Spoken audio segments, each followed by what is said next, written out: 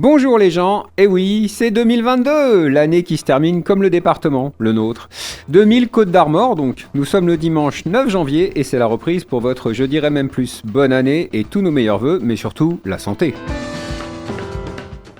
Je dirais même plus sur Millennium jusqu'en juin, ça restera une heure hebdomadaire menée par une belle bande de chroniqueurs équeuses passionnés et aujourd'hui, une médiathécaire en chronique. Je dirais même plus, l'émission Franchement. Avec ce jour encore un formidable et dominical invité formidable pour bien attaquer l'année, il n'en fallait pas moins pour 2022. Nous ouvrirons le micro à un illustrateur jeunesse pour bien la démarrer cette année. Eh ben, on est parti ? Je dirais même plus.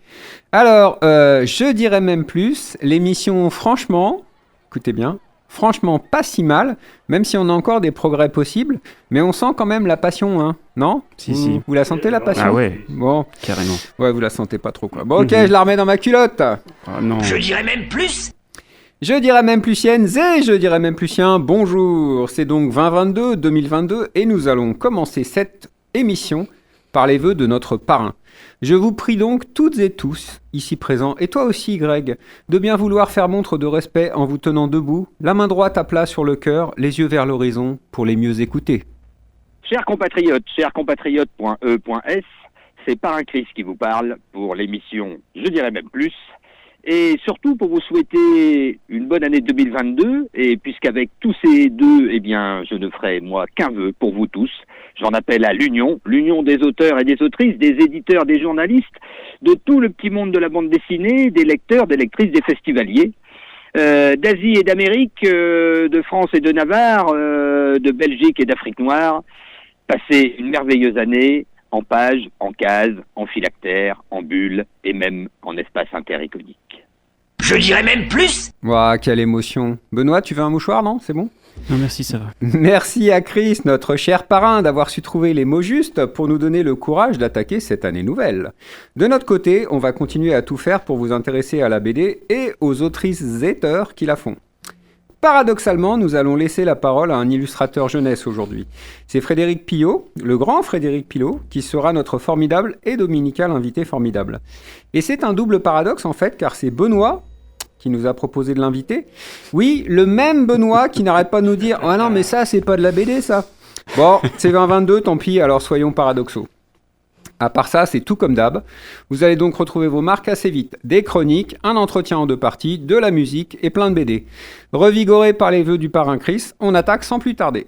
Je dirais même plus. Notre première chronique de l'année est pour Clotilde. Alors, notre Clotilde, tu vas nous parler d'une BD qui fait le point avec beaucoup d'humour sur le quinquennat Macron. Nous, Alan Bart nous fait beaucoup rire, mais c'est pas, semble-t-il, du goût de tout le monde. Tu vas nous expliquer ça tout de suite. Vas-y, notre grande.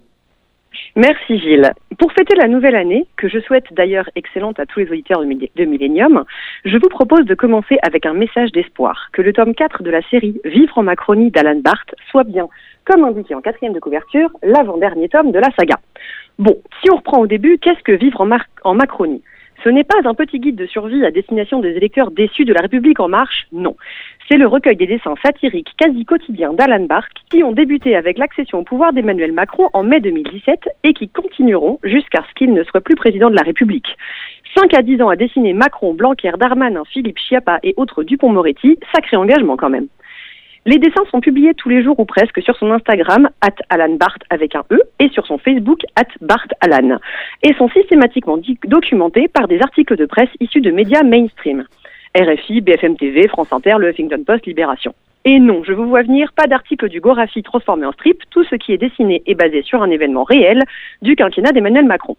Tous les ans, une fois passé l'anniversaire de la victoire de Manu aux élections, Alan Bart et la structure Antédition lancent une campagne de financement participatif pour le nouveau tome de Vivre en Macronie, permettant d'acquérir la version papier des dessins de l'année, accompagnée de goodies, des cartes postales et autres magnets pour décorer le frigo. De mon côté, j'ai participé aux campagnes de financement des tomes 3 et 4, et vous pourrez retrouver mon nom imprimé parmi ceux des contributeurs du tome 3, au nombre de 5 selon la police, beaucoup plus selon les organisateurs. J'avoue, il y en a 9 pages écrites tout petit, je n'ai pas eu le courage de les compter. Vous pouvez aussi y retrouver une dédicace entre autres à la librairie Goualarn à Lannion et à ces libraires qui nous font confiance.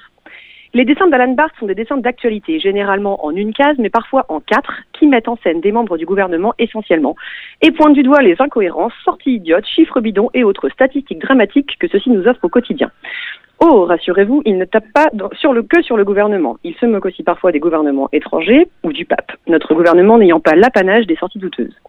J'aime beaucoup l'humour d'Alan Barthes, qui nous présente un Emmanuel Macron presque attendrissant dans sa bêtise, un enfant capricieux qui fait des crises à Brigitte quand des imbéciles de Français ne font pas tout comme il veut.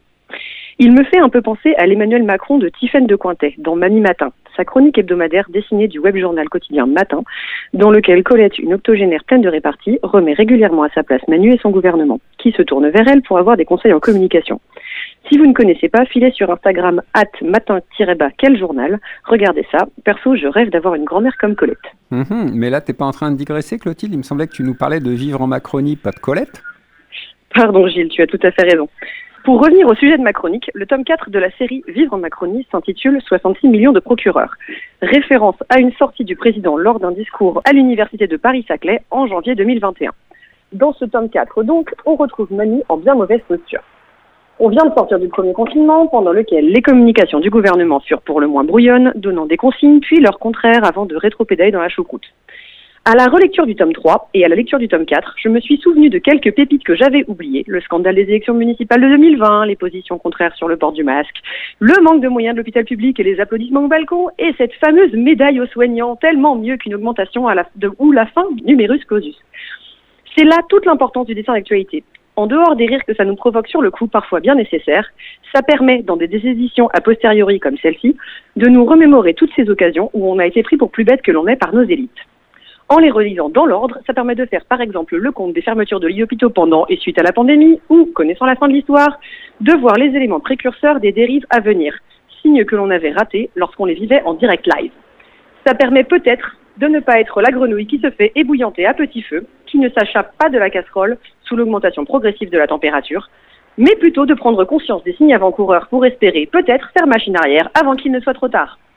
Lors de la rédaction de cette chronique, j'ai reçu un mail de Hante Édition concernant un litige sur un nom de domaine. Quel nom de domaine, vous demandez-vous? www.enmarche2022.fr. Le site a été créé en 2019 par Alan Barthes et Hante Édition.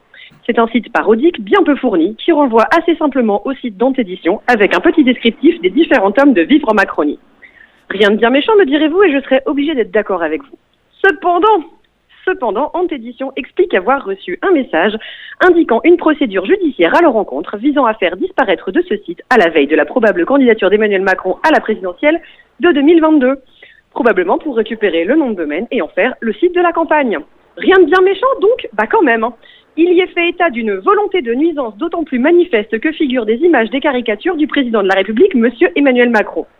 Il demande, semble-t-il, que le site soit supprimé au motif de leur activité de diffusion d'ouvrages dont l'objet unique est de porter atteinte à la réputation de la République en marche et de monsieur Emmanuel Macron en tant que président de la République, ainsi qu'au droit de propriété intellectuelle de la REM. Ça m'en coupe la chic. Je vais quand même vous lire un extrait de la réponse qu'Hante Édition a formulée à ce courrier, réponse que vous pouvez retrouver sur le site www.enmarche2022.fr. C'est assez grave pour ne pas le souligner. L'humour, la parodie et la caricature sont des droits fondamentaux et ces propos me choquent. J'invite vraiment les cadres de la majorité présidentielle, plutôt que de prendre rendez-vous avec des avocats pour attaquer des éditeurs indépendants de BD, de passer un peu de temps libre dans une bibliothèque et de lire les albums de dessinatrices, dessinateurs engagés. Difficile de se réclamer de Charlie et de vouloir museler les dessins qui ne vont pas dans leur sens.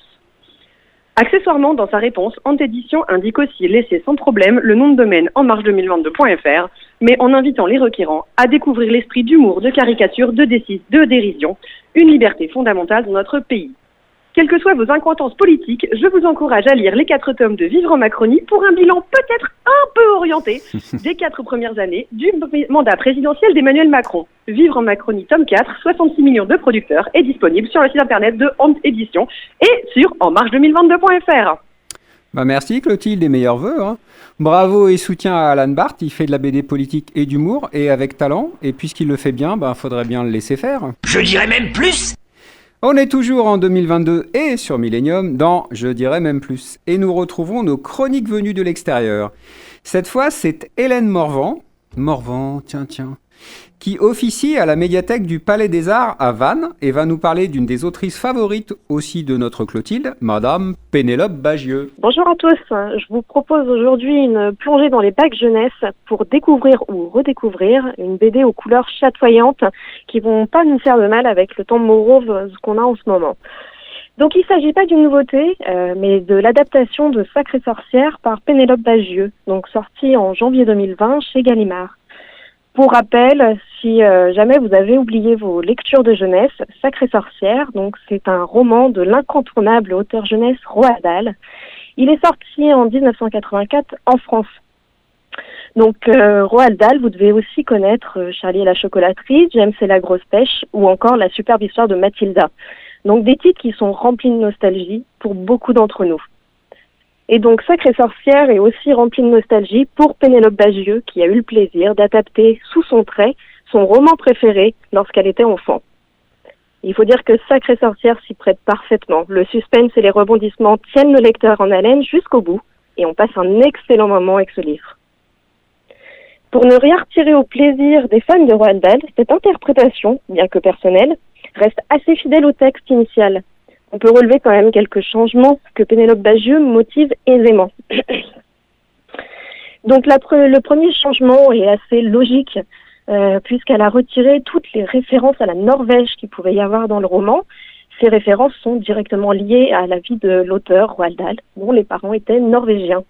Donc Pénélope Bagieux donne un regard plus contemporain à l'histoire et va retirer ces références. Pour continuer, deux autres changements, un peu féministes, n'oublions pas que c'est Pénélope Bagieux. Et le premier, ça va être l'important, même très important rôle qui va être donné à la grand-mère du héros, qui là fait figure d'une femme très forte et indépendante. Cette grand-mère, physiquement, va changer aussi par rapport aux descriptions du roman, et on va découvrir une petite bonne femme aux cheveux violets qui est pleine de peps, et lorsque Pénélope Bagieux en parle, elle imagine sa grand-mère. Donc quand elle a lu le roman, elle imaginait déjà sa grand-mère et elle a la chance de lui donner vie dans ce BD. Là, le deuxième changement, excusez-moi. Le deuxième changement, donc le compagnon du héros, qui était un garçon dans le roman, devient une petite fille, avec pour but de permettre aux petites lectrices de s'identifier plus facilement. Donc voilà pour les 3 changements par rapport au roman. Pour la BD en elle-même, donc on découvre sous des traits assez épurés, assez simples et des couleurs éclatantes, un thriller jeunesse avec des sorcières terrifiantes, mais quand même un peu grotesques pour pas avoir trop peur.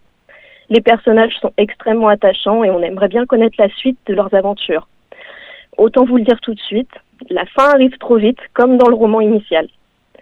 Donc c'est une BD qui est à découvrir de 7 à 77 ans pour une lecture gaie, nostalgique pour les adultes ayant découvert Roald Dahl dans la jeunesse, et une lecture dynamique, quelque peu angoissante pour les plus jeunes, puisque dans l'univers de Roald Dahl, on n'épargne pas les enfants de la mise en place d'un environnement angoissant. C'est vraiment sa marque de fabrique.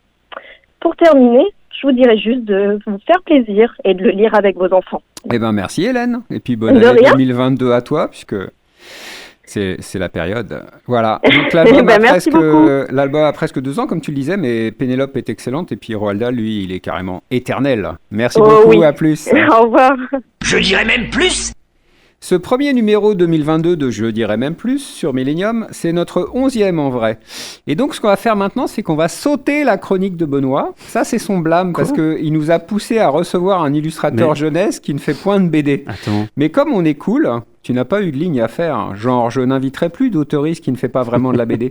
Et en plus c'est toi qui vas conduire cet entretien de A à Z, donc je soupçonne que tu vas nous mettre ta chronique dans l'entretien. Car tu es agrégé de pilotisme avec les félicitations du jury. Donc tu veux nous chroniquer quelque chose ou comment ça se passe ? Non, tout à fait. Effectivement, la chronique est inscrite dans l'entretien. Dans l'entretien, voilà. Donc on va maintenant enchaîner avec la première pause musicale. Vous voyez comme on est facile avec l'emploi du temps. Et donc à l'initiative d'André Morvan, tiens, nous vous proposons un morceau de Féloche qui se nomme Silbo. Je dirais même plus. En ce dimanche soir, je vais vous demander de vous rapprocher du poêle qui ronfle doucement. Et alors que la nuit est tombée depuis longtemps et que la neige tombe délicatement, de vous pelotonner confortablement pour ouvrir vos écoutilles, car nous accueillons aujourd'hui un auteur de contes pour enfants qui fait le plaisir des petits et des grands depuis déjà un long moment.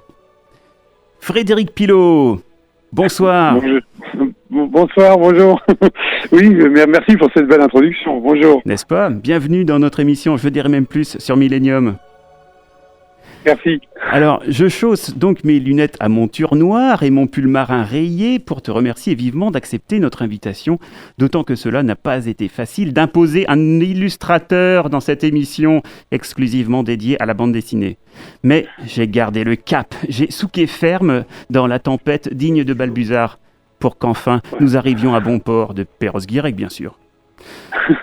Oui, félicitations, alors merci. D'autant plus, merci, oui. Alors, te recevoir est plutôt de bon augure pour commencer cette nouvelle année, d'autant que ce soir, tu inaugures chez Daniel Maguin une expo-vente de tes originaux peints de Balbuzard et peut-être du Petit Pousset ?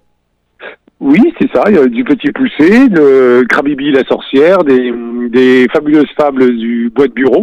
Voilà, parce que c'est vrai que j'ai une actualité un peu chargée en termes de sorties là cette fin d'année. Et du coup voilà, tous ces originaux, une grande partie en tout cas, sont accrochés sur les murs de cette belle galerie. Mmh. Alors après plus de 2 millions d'albums vendus, cela doit attirer la convoitise des collectionneurs. Bah oui, enfin alors je sais pas si c'est le nombre d'originaux vendus qui fait cette convoitise. Alors parce que là on est dans le quantitatif. J'espère que c'est le qualitatif qui finit par remporter les adhésions plutôt. Mais bon, après c'est vrai que les chiffres, enfin voilà, c'est pour donner une idée. Bon voilà, c'est vrai que ça fait quand même très longtemps que je pratique ce métier. Donc voilà, donc à force, oui c'est vrai que les ventes s'additionnent. Ouais. D'ailleurs, la bibliographie commence effectivement à être impressionnante. Alors, à propos de cette exposition, ce sont toujours des images extraites des livres ou bien des commandes supplémentaires que l'on peut admirer en vrai dans cette exposition ? En fait, la très très grande majorité sont quand même des illustrations sorties, qui ont servi du coup à fabriquer tous ces ouvrages. Il y a simplement une commande au final dans cette exposition-là. C'est une très grande commande d'un client et qui s'est pris d'amour pour mon personnage de Balbuzard et de son univers, qui m'a du coup passé une commande spéciale d'un très grand format, du coup, voilà, avec des bateaux, des pirates, des oiseaux, enfin, il voulait un peu tout, hein. Ouais. Il avait le droit de choisir, donc il a voulu tout, ouais. Voilà, donc ça sera la commande. Est-ce que c'est le très grand format que l'on a vu à l'expo de Saint-Malo ? Oui, c'est celui-là. C'est celui-là, voilà, qu'on remontre un petit peu aux Parisiens, ouais, voilà. Voilà, il y avait l'exclusivité pour les Bretons, c'est bien. Super. Tu pourras revenir. Tu étais l'invité d'honneur au Festival de bande dessinée de Strasbourg, dont tu as réalisé une affiche géniale, où l'on voit bien Balbuzard le pirate sur la cathédrale de Strasbourg, lorgnée vers l'ouest, ou plus précisément vers Perros-Guirec, bien sûr. Oui, c'est ça.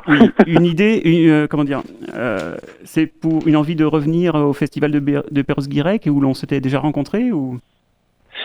oui, voilà, c'est un gros clin d'œil, oui, j'espère, je veux dire, il attend là, il espère être réinvité, voilà, c'est ça. Ouais. Je n'ai vu que ça. Bien sûr, non, mais j'ai passé des moments merveilleux, rencontré plein de gens extraordinaires, et donc voilà, bon, après c'était une première pour moi, alors, je sais que je retrouverai jamais la saveur de cette première fois, mais je veux quand même en reprendre un peu, ouais. Ok. Alors, au-delà de tes très grands formats et magnifiques derniers livres qui font ton actualité, j'avais très envie de revenir sur l'un de tes très nombreux personnages que tu as inventé, en la personne de Raoul Taffin, avec Monsieur Moncomble. Alors, si j'ai un peu loupé Lulu Vroumette, sauf le génial Lulu et le château des 4 saisons, de Picouli chez Magnard, Raoul Taffin réveille en moi le jeune lecteur rêveur que j'étais et qui pouvait s'identifier à plusieurs situations grâce à son imagination. Alors on retrouve Raoul Taffin chevalier, Raoul Taffin pirate, Raoul Taffin cosmonaute en 2001 déjà. Alors ce jeune personnage doit ici distribuer du courrier et se prend pour un cosmonaute et imagine sa rencontre avec différentes créatures de l'espace dans des situations délirantes pour découvrir à la fin qu'il s'agit des différents habitants des étages de l'immeuble que Raoul occupe avec sa mère. Alors Oui. on ne dira jamais le plaisir renouvelé du lecteur de plonger dans tes images qui captivent le lecteur par un jeu subtil de composition tendue, de perspectives exacerbées, de dessins très expressifs, servis par des personnages souvent disproportionnés, voire caricaturaux, un jeu de lumière maîtrisé et une harmonie de couleurs insensée. Sans parler de l'accumulation de détails qui hypnotise le lecteur.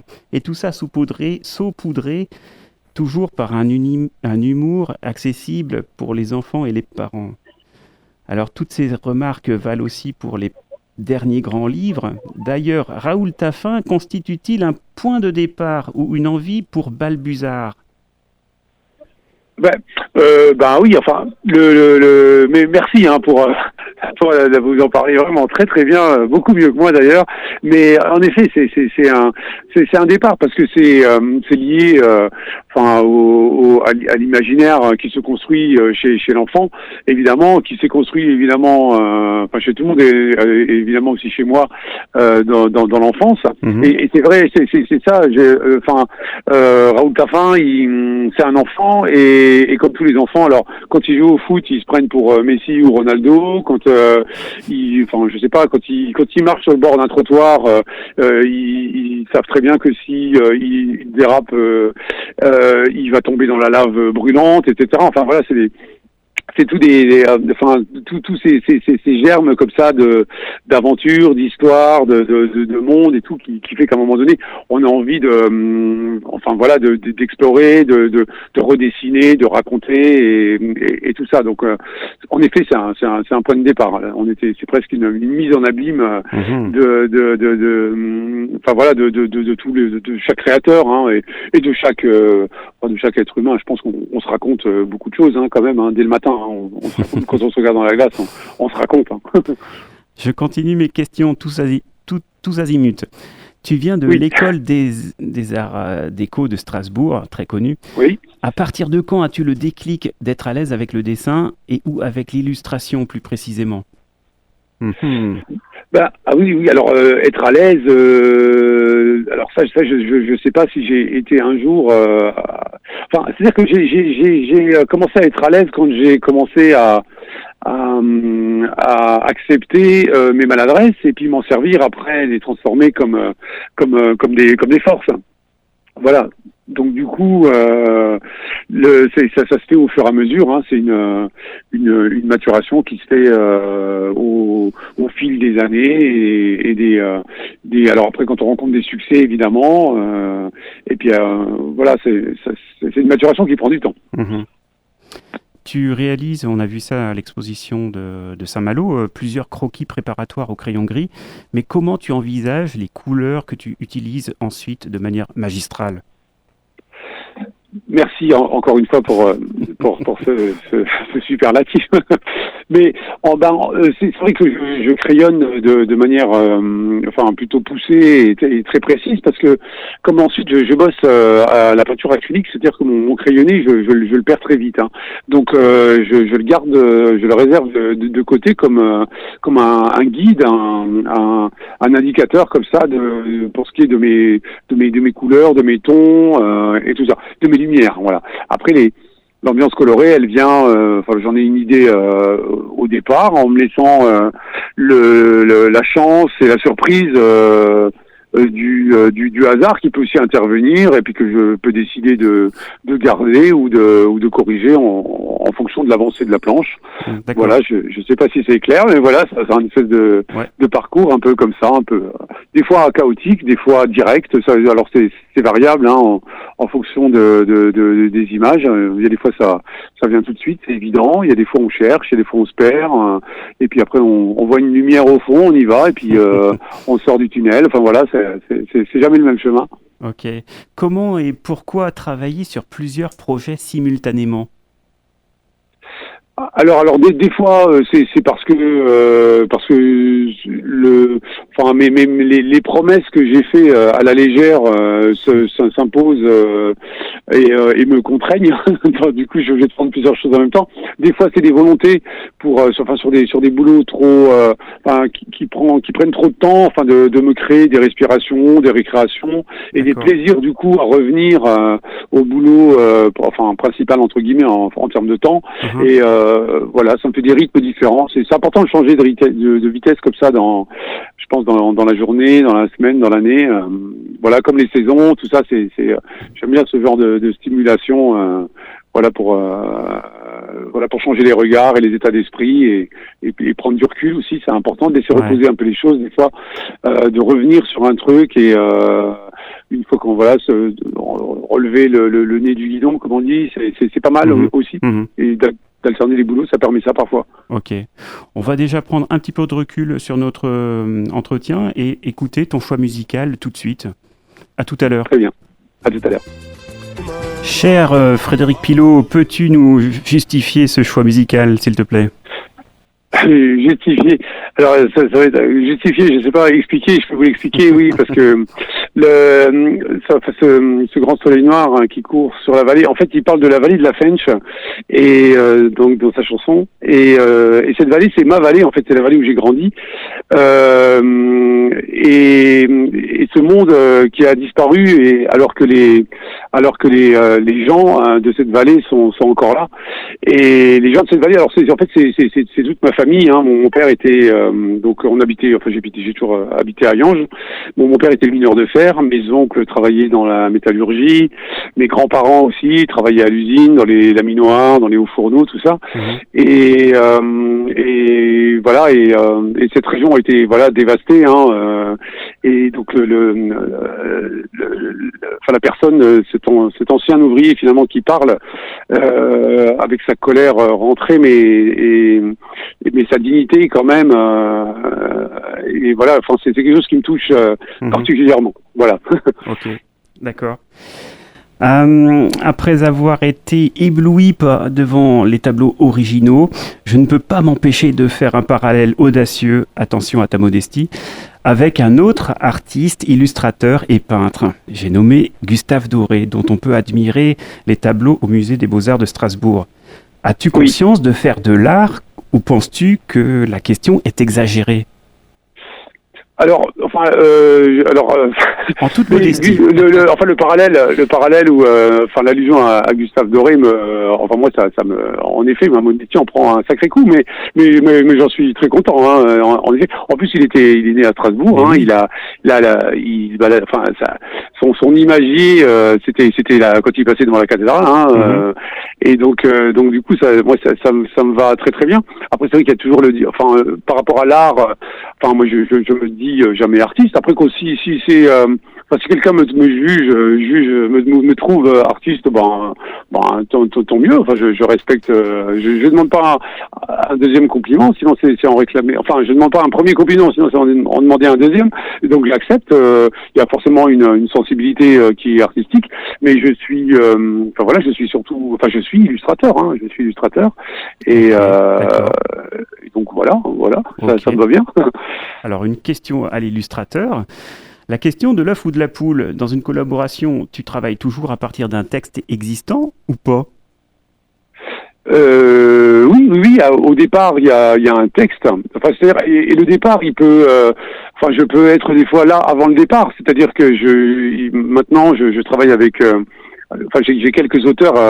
Donc, on a parlé de Gérard Moncomble, mais il y a Thibaut Guichon, les frères Souillet, il y a Agnès Lédig, il y a Daniel Picouli. Donc du coup, ce sont devenus des amis et il m'arrive parfois de leur passer commande entre guillemets. Voilà, donc c'est-à-dire que j'ai un envie d'univers, et par exemple pour l'album Balbuzard, hein, qui était bien mis en avant à Saint-Malo, c'est moi qui ai demandé à Gérard, je dis voilà, j'ai envie de faire j'ai envie d'illustrer, j'ai envie de faire des images de pirates et j'ai inventé 2 personnages antagonistes comme ça Et voilà, je lui ai dit, voilà, je veux dessiner ça. Et puis il m'a écrit une formidable histoire avec un texte extraordinaire. Et dans un second temps, je me suis mis, mais j'ai attendu le texte après pour passer ensuite aux images, évidemment. Hein. D'accord. Vu ta longue bibliographie et ton histoire dans ce métier, est-ce que tu choisis maintenant les auteurs des textes ou bien bien les textes tout simplement? On se choisit mutuellement. Hein, c'est comme dans un c'est un rapport de couple normal, classique. Enfin normal, je sais pas, classique. Et on se choisit évidemment. Hein, c'est vrai que maintenant j'ai la chance avec les années et puis d'avoir un semblant de choix. Voilà, donc c'est vrai que je peux choisir. Voilà, des fois je suis embarrassé même. C'est toujours agréable. Ouais, super. Comment se partage donc le travail? Y a-t-il un rapport hiérarchique entre l'écrivain et l'illustrateur? Un regard sur tes dessins ou bien toi sur les textes? Comment se passe la symbiose? Alors il y a des regards, mais aucun rapport hiérarchique. C'est-à-dire que c'est une vraie collaboration. Et autant je me laisse, on regarde mes images, mes croquis. Enfin, je les montre. Enfin, je les montre bien volontiers. J'attends des commentaires, des réflexions, des critiques et pareil. Moi, je lis les textes. J'émets des idées. Soit on en discute. Enfin voilà, c'est vraiment un travail étroit, un peu moins étroit quand même que dans la bande dessinée, évidemment, hein, où là les choses sont très très très mêlées, un texte-image. Nous, il y a quand même une séparation dans l'illustration. Du coup, c'est un petit peu moins la relation, elle est physiquement moins présente, mais elle est tout autant. L'intimité est là quand même, hein, de toute façon. Mmh. Et alors, comment aborder graphiquement un texte? Est-ce que forcément une image montre ce que le texte décrit ou autre chose?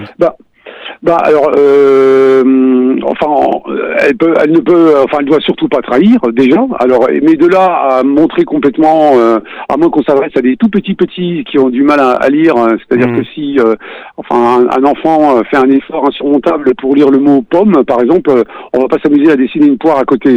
Donc voilà.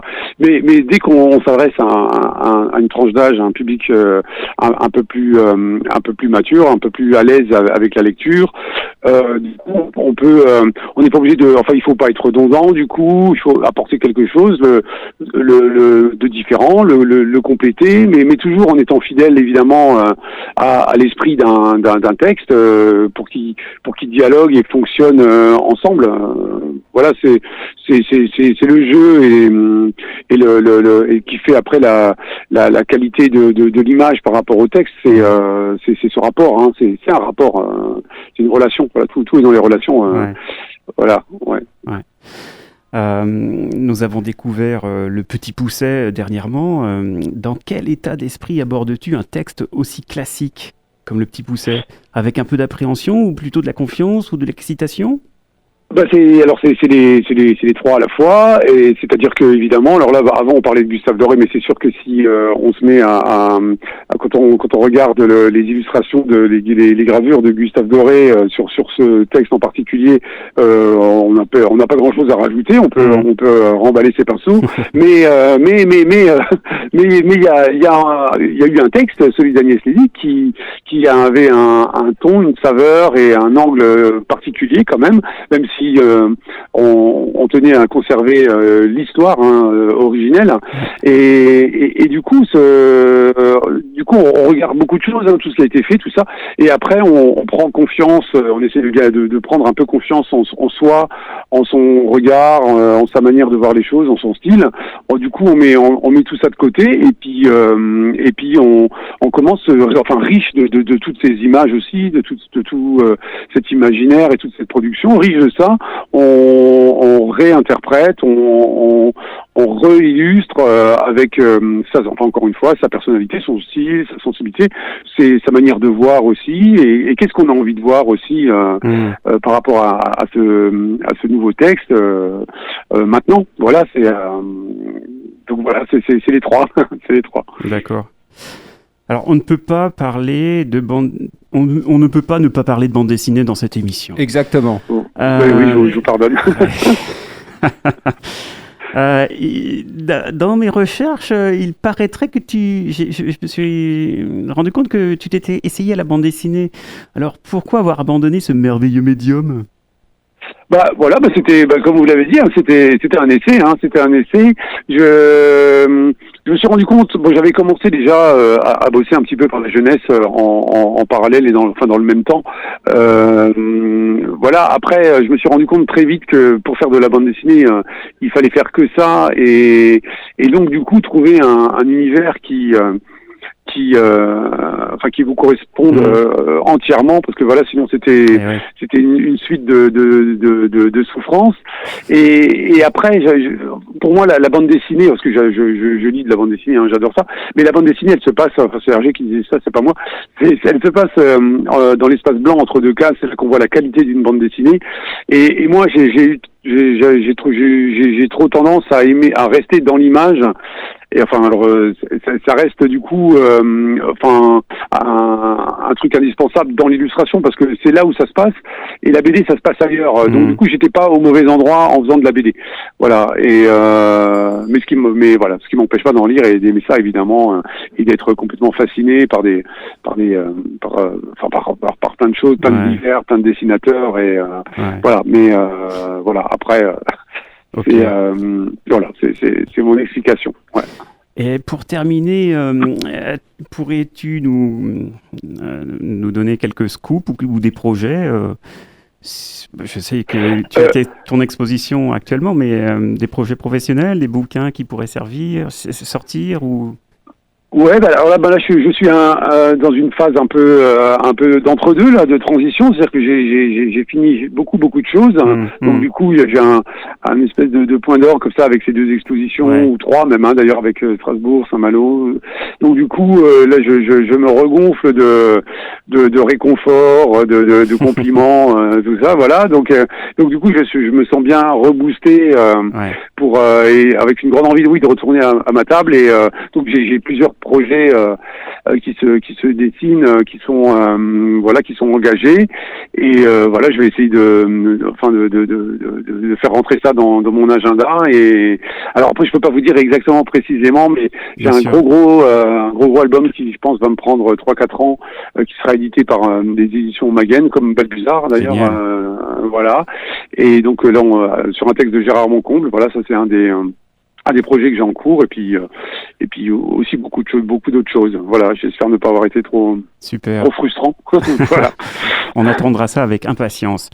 Merci. Et pour finir, cher Frédéric Prilot, nous te remercions encore d'inaugurer le chapitre des illustrateurs dans notre émission, et nous te souhaitons une très belle exposition qui commence dès ce soir. Oui, merci beaucoup. Nous nous quittons sur une musique d'un groupe irlandais, mais personne n'est parfait. Pour rendre hommage à Balbuzard, il s'agit de Fisherman Blues des Waterboys. Vous êtes sur Millennium et dans Je dirais même plus, et toujours en 2022. Damien va maintenant nous parler d'un grand malade mental, un type qui fait du transformisme dans les cabines téléphoniques, qui s'est construit une forteresse de solitude dans la banquise pour laquelle il s'est même fabriqué une clé qu'il est seul au monde à pouvoir porter. Sauf qu'on se demande pourquoi, parce qu'il est aussi le seul qui aurait assez de force pour ouvrir la porte. Sinon, quand il change, il met son slip par-dessus son pantalon. Allez, vas-y Damien, dis-nous en plus sur ce taré qui s'habille en plus avec des couleurs criardes. On a déjà dit que c'était pas un slip. Vous ne suivez c'est un pas, trunk, pardon. Mince. C'est terrible. En tout cas, merci pour les Waterboys. Ça fait toujours plaisir de les entendre. Ça, c'est Benoît, ça. Bon, allez, c'est parti. C'est pas pour piquer André ses prérogatives, et les trésors de son grenier, mais il en est un que je suis sûr qu'il n'a pas et que je vous offre pour bien commencer l'année. Le Superman, paru en janvier 1933. Alors, pour ceux qui trouvent que c'est un peu trop tard pour les cadeaux, 1, j'aime pas Noël, et 2, je fais des cadeaux quand je veux. Nietzsche avait développé le concept de l'Ubermensch, ou surhomme en français, traduit en anglais en 1903 en Superman, du latin super qui signifie au-dessus, par-dessus. On l'a vu, le terme est courant dans ces années-là. Superman était déjà le nom donné à un cultissime culturiste performeur très en vogue. Mais restons sur cette première histoire. Le règne du surhomme, The Reign of the Superman, a été une histoire courte publiée dans un fanzine, écrite par le lycéen Jerry Siegel et dessinée par un autre lycéen, Joe Shuster. Oui, ceux-là même qui créeront le nom de super-héros avec l'archétypissime Super Gaillard, ceux-là même qui avaient tout d'abord raconté l'histoire d'un télépathique manipulateur mental clairvoyant, chauve, pas tellement gâté par la nature, vilain.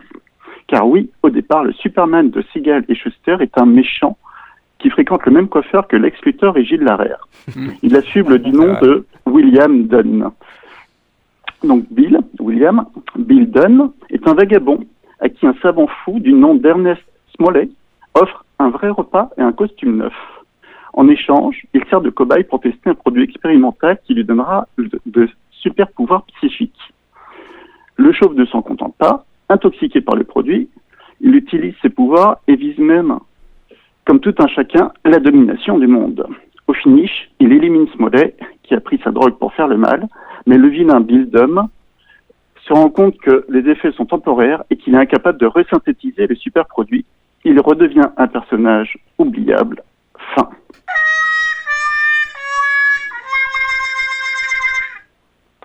Mais les méchants ne font pas vendre. C'est vrai. Prenez un petit chauve moche, méchant, mal intentionné. Personne n'en veut. La station Millennium réfute la responsabilité de cette assertion dont le chroniqueur endosse seul le caractère extrémophobe. Aucune relation entre ce propos et un quelconque candidat déclaré aux élections présidentielles ne pourrait être interprétée. Alors le duo s'essaye sur le concept de Bill Dunn, mais cette fois, il propose un bon gars avec une force physique surhumaine et la résistance aux balles.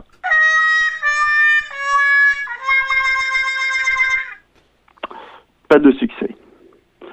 Puis, il trouve enfin le truc. L'histoire d'une terre détruite et d'un père envoyant son enfant dans le passé pour le sauver. Ça évoque des souvenirs à quelqu'un ? Un bébé recueilli par Sam et Molly Kent. Un bébé sauvé de sa planète en péril.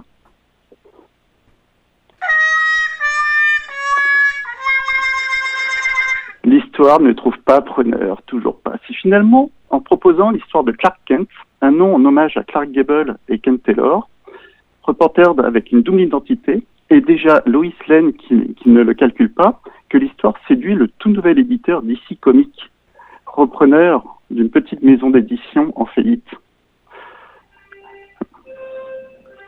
où le duo publiait de petites histoires de détectives. Pour la petite histoire, Siegel et Shuster ne croient plus en leur personnage et cèdent leurs droits pour $130 de l'époque, moins de 30 000 € d'aujourd'hui. La première histoire, de celui qui deviendra l'homme d'acier, éclipse toutes les autres dès le premier numéro de DC Comics. La licence deviendra l'une des plus lucratives du XXe siècle. Bon, à l'occasion, on parlera de son adaptation en France sous le nom de Yordi, ou de son adaptation belgique dans Spirou, renommé Marc l'Hercule moderne. Mais imaginez que l'homme d'acier aurait pu être son propre Lex Luthor. Ça devrait permettre de glisser d'autres sujets de conversation que le Covid et la politique en ce début d'année électorale. Vous pouvez vous en servir, c'est gratuit, et ça fera jaser les complotistes. Alors, merci qui ? Merci Damien. Merci Damien de nous avoir éclairé sur le fameux kryptonien. Ouais. Un migrant qui avait été à l'époque accueilli à bras ouverts par la famille Kent. Ça réchauffe le cœur. Je dirais même plus. Eh ben ça y est les amis d'ici et d'ailleurs, cette première de 2022 est terminée. On se retrouvera dès dimanche prochain avec encore un formidable et dominical invité formidable qui se prénomme cette fois Fabrice. Il sera encadré par votre abécédaire favori de la chronique, nos André, Benoît, Clotilde et Damien. Plus de la musique et une chronique extérieure. On dit un grand merci à Frédéric Pilot d'avoir accepté d'être notre formidable et dominical invité du jour, et un autre à Benoît qui a conduit son entretien avec classe. Un autre grand merci à notre Greg qui attaque l'année avec nous puisqu'il a re-signé pour quelques mois. Plus qu'un semestre à nous supporter et tu auras bien mérité un été que l'on te souhaite déjà beaucoup plus ensoleillé que celui de 2021. L'aventure, je dirais même plus, continue sur Millennium dès le dimanche 16 janvier de la semaine prochaine dans 7 jours exactement. Les gens, continuez à nous écouter, nous partager, nous bleuir de pouces en l'air. Parlez de nous autour de vous, répondez la bonne parole et partagez-nous sur les réseaux sociaux. Oh oui, partagez-nous. Kenavo, toutes et tous, on vous souhaite encore la meilleure des 2022 possibles. On vous embrasse et on sera là pour vous et pour Fabrice dès la semaine prochaine. Salut, bonne année.